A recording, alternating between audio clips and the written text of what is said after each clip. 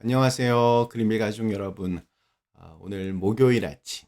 네, 오늘도 이렇게 하나님의 말씀과 함께 오늘 하루를 시작하는 모든 분들에게 하나님께서 예비하신 그런 귀한 은총이 깃드는 날이 되시기를 간절히 기원합니다. 자, 오늘 저희는 사무엘하 15장 13절에서 23절의 말씀으로 함께 오늘 이 아침을 시작하도록 하겠습니다.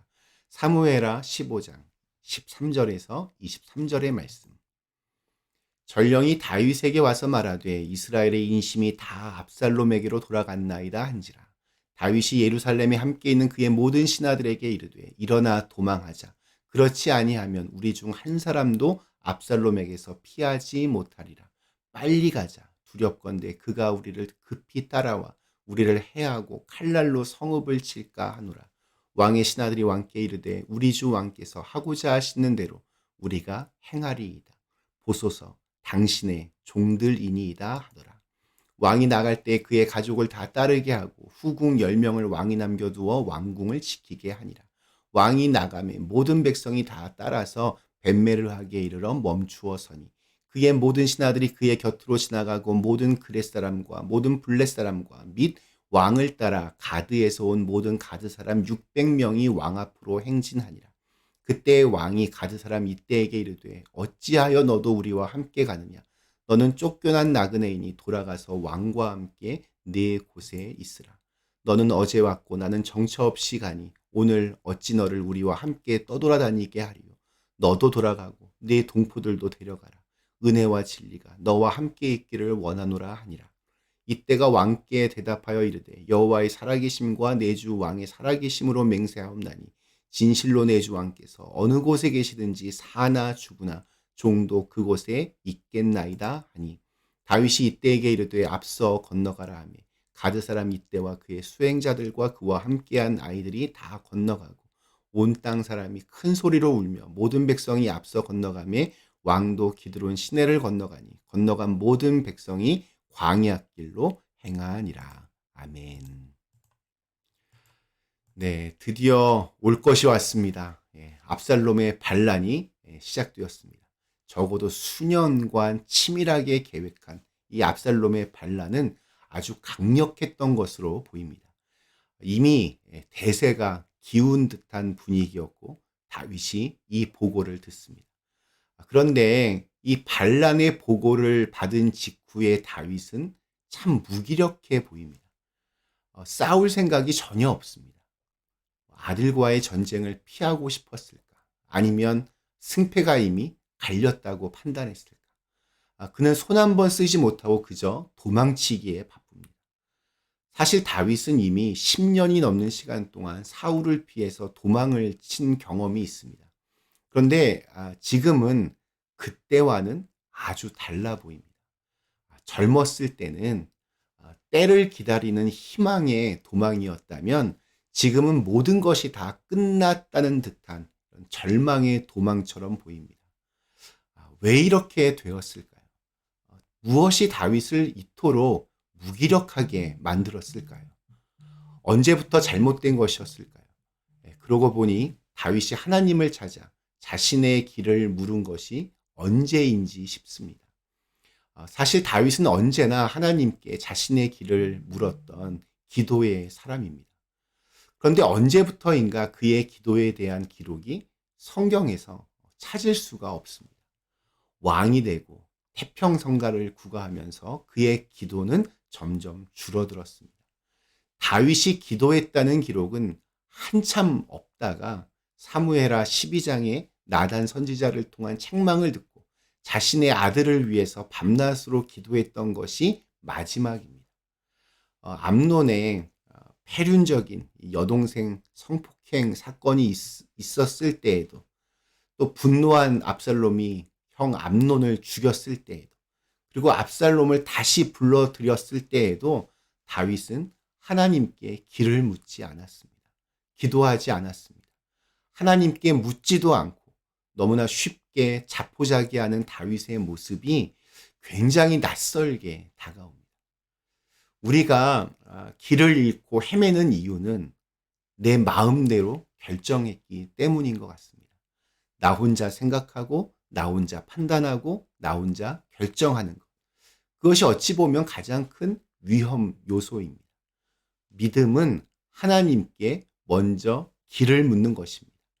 이것이 하나님께서 원하시는 길이다 확신이 들면 순종하며 담대하게 나갈 수 있습니다.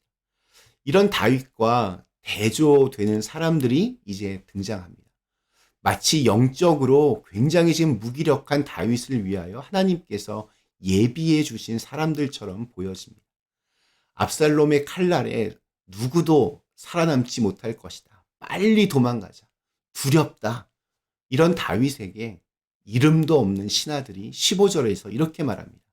왕의 신하들이 왕께 이르되 우리 주 왕께서 하고자 하시는 대로 우리가 행하리이다. 보소서 당신의 종들이니이다 하더라. 이들의 목소리가 아주 이렇게 무기력한 다윗과 아주 묘한 대조를 이룹니다. 예전의 다윗은 하나님께 이런 비슷한 대화를 많이 가졌습니다. 하나님께서 원하시는 대로 내가 하겠습니다. 그런 믿음의 확신이 골리앗 앞에서도 주눅들지 않게 하였고 수많은 전투에서 승리하게 한 원동력이었습니다. 그 다음 등장하는 사람은 이때입니다. 요즘 말로 하면 다윗의 경호원처럼 보입니다. 특이한 점은 그가 가드 사람이라는 겁니다. 가드는 블레셋 지역에 속한 곳입니다. 즉 그는 외국인이었습니다. 그것도 그냥 외국이 아니라 이스라엘과는 원수의 나라 블레셋 출신입니다. 그런 그가 어떻게 다윗을 이렇게 지근거리에서 보조하는 자리에 있었을까요? 다윗이 사울왕을 피해서 블레셋으로 망명했을 때 그때 아마 이때도 만났을 겁니다. 심지어 오늘 말씀 보면 이때 한 명이 아닙니다. 가드에서 온 600명의 군인들도 그때 다윗을 만나 다윗과 함께하기로 결단한 사람들이었을 겁니다. 이런 상상을 해봅니다. 그들이 블레셋에서 다윗을 봤을 때 어땠을까? 무엇 때문에 그들은 다윗을 쫓아서 이렇게 다른 나라 예루살렘까지 오게 되었을까? 도망자 신세였던 다윗. 그러나 그는 늘 밝았습니다. 하나님이 함께 하신다는 믿음은 그에게 희망을 놓지 않게 했고 또 당당하게 만들었습니다.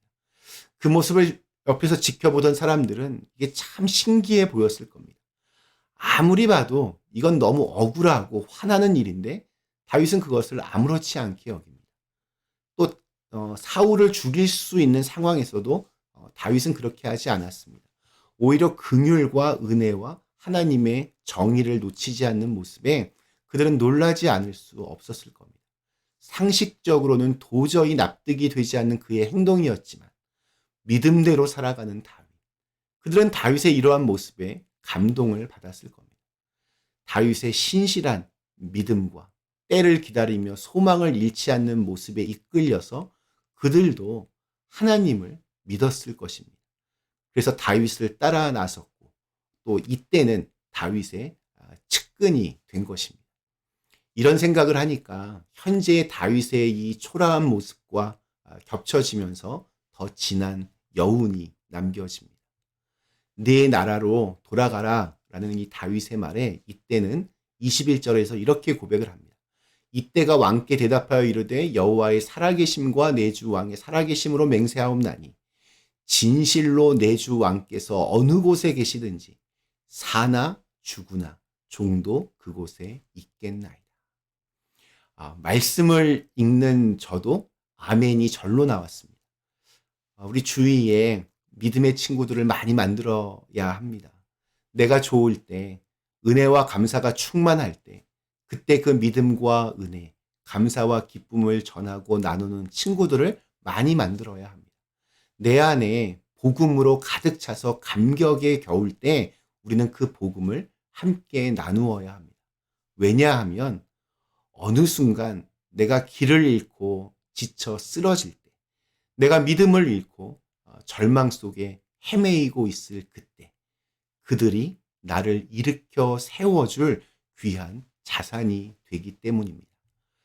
오늘 우리에게 주신 하루 내가 힘들어 절망할 때 순식간에 믿음이 허물어져 갈 때 내 곁에서 나를 위해 기도해 주고 또 나를 응원해 줄 수 있는 믿음의 친구들이 더욱더 많아지는 은혜가 있기를 간절히 기원합니다.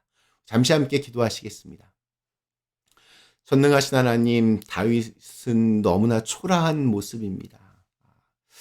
그리고 하나님께서 이 연약해진 다윗을 위하여 또 예비해 주신 사람들을 오늘 함께 읽었습니다. 저희들도 때로는 우리의 믿음이 바닥을 치고 또 무너지는 경험들 많이 하게 되는데 그때마다 또 나를 일으켜 세워줄 믿음의 친구들, 기도의 친구들이 더욱더 많아질 수 있도록 인도해 주시옵소서. 예수님의 이름으로 간절히 기도드리옵나이다. 아멘.